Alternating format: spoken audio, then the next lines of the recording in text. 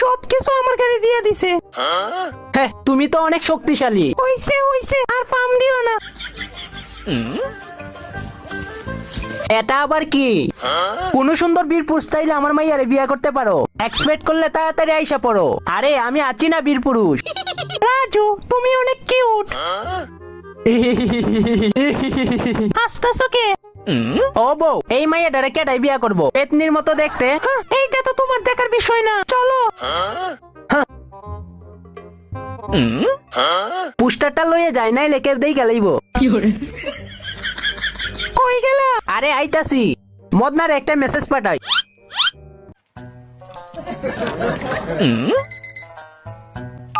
তাড়াতাড়ি আয়।